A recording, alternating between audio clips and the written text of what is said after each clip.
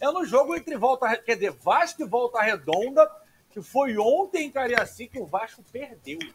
O Vasco com força máxima, né, com todos os que estavam à disposição do Barbieri, perdeu em Cariacica para o Volta Redonda, se afastou cada vez mais da zona de classificação do mata-mata final ali.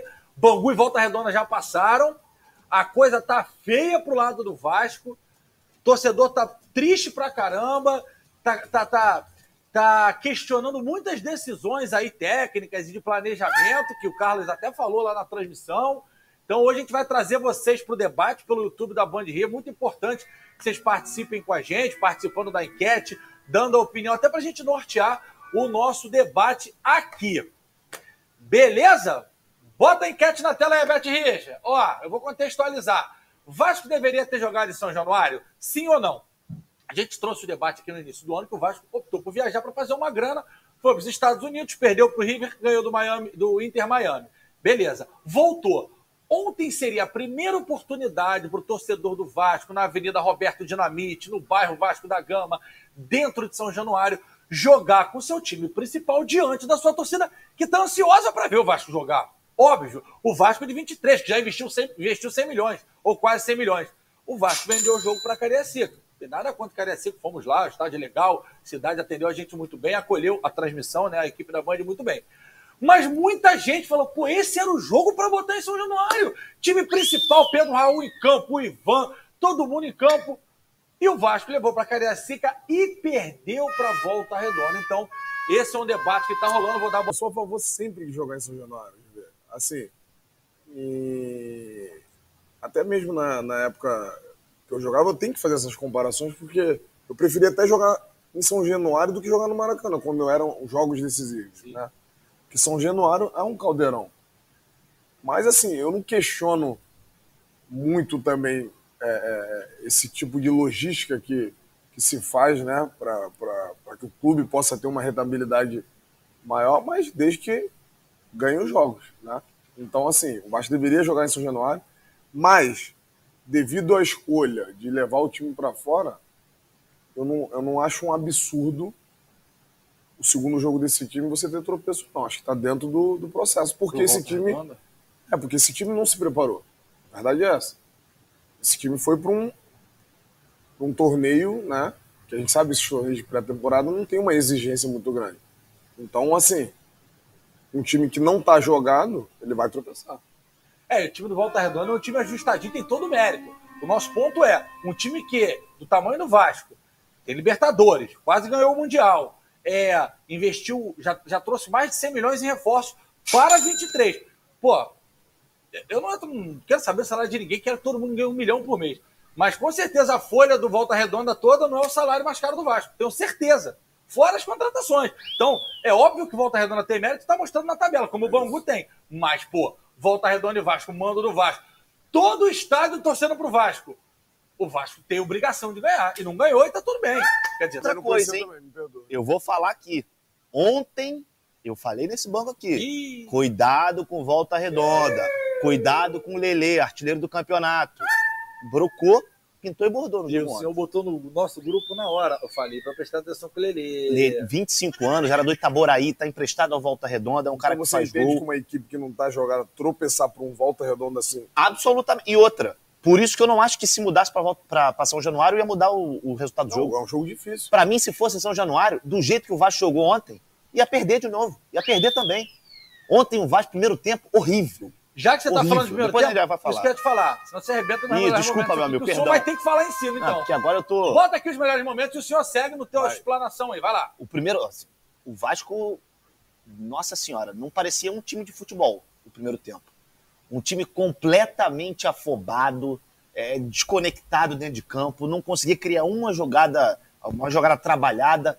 Foram raras as ocasiões do Vasco no primeiro tempo. Saiu, né? Saiu sem discussão.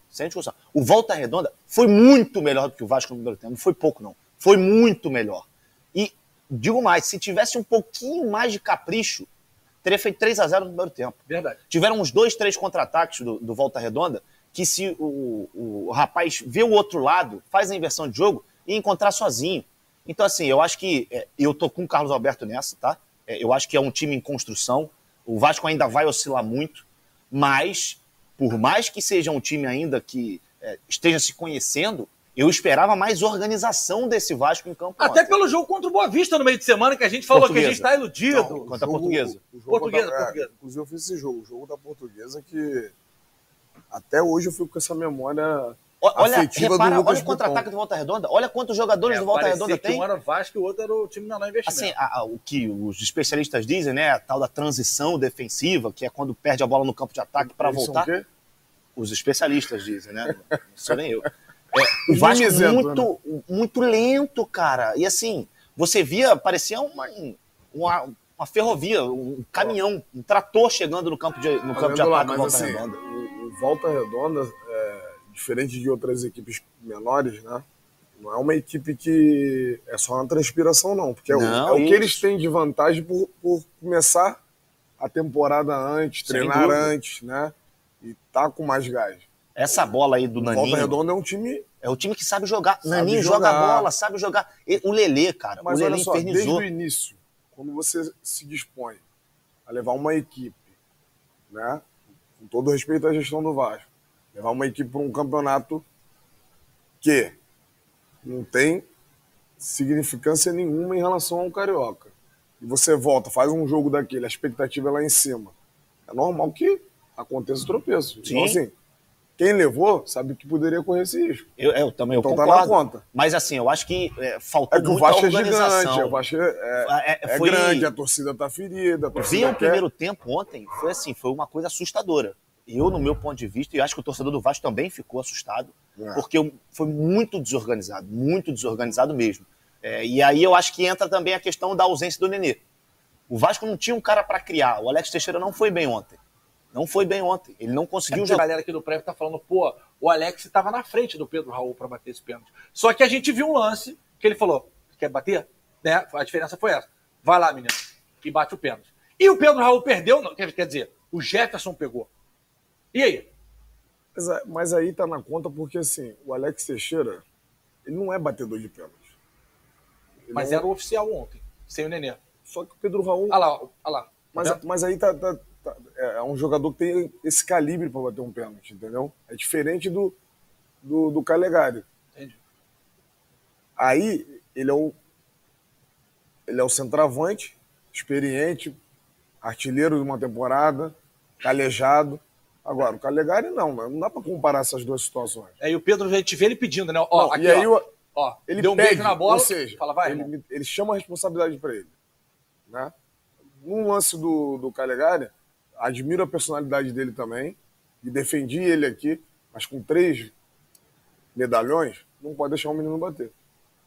Né? E o Alex Teixeira sabe que ele deixou a bola para um cara que tem qualidade. O Pedro Raul é um bom batedor de pênalti. É um centroavante que faz gol. Tem um outro ponto. O Pedro Raul ainda não fez gol com a camisa do Vasco.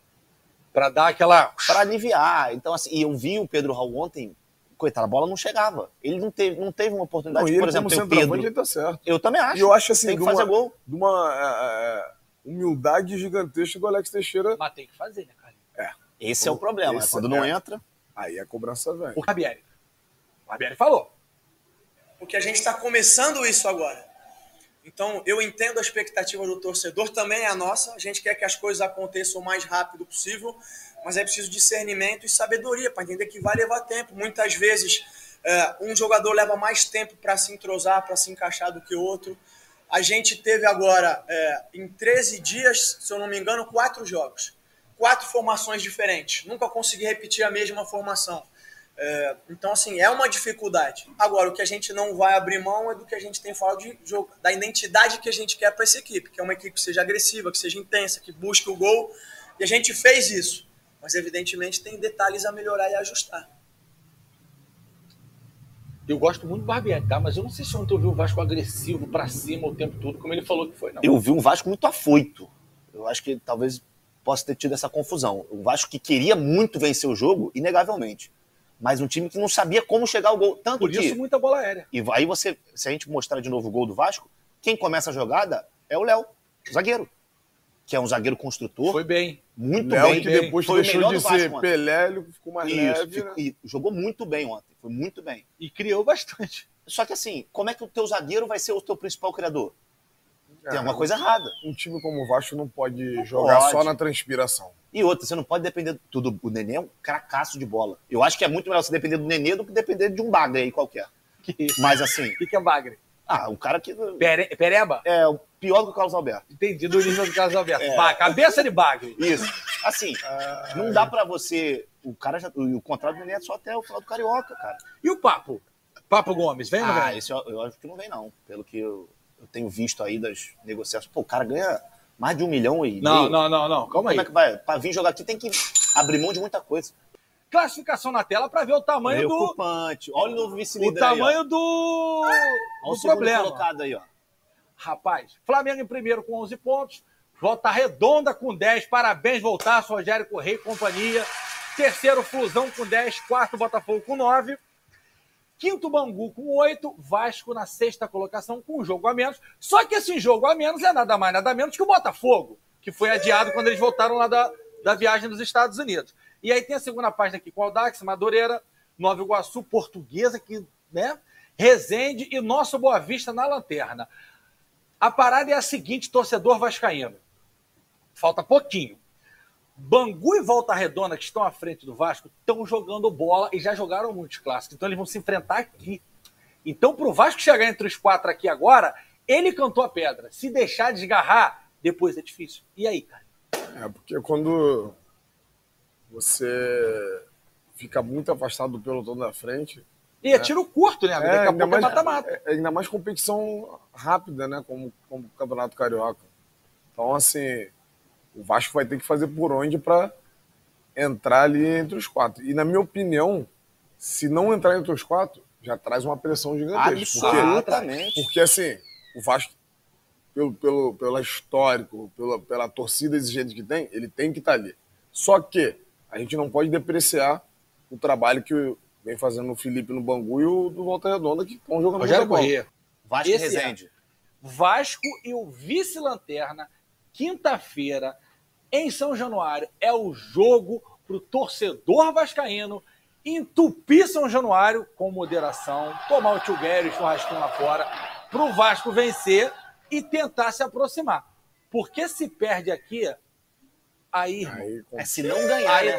Se empatar, já tabela vai pro saco, paciência do torcedor esgota, e eu acho que esse Vasco vai dar caldo, porque não é possível que aquele time que fez uma bela partida contra a Portuguesa tenha me enganado tanto assim.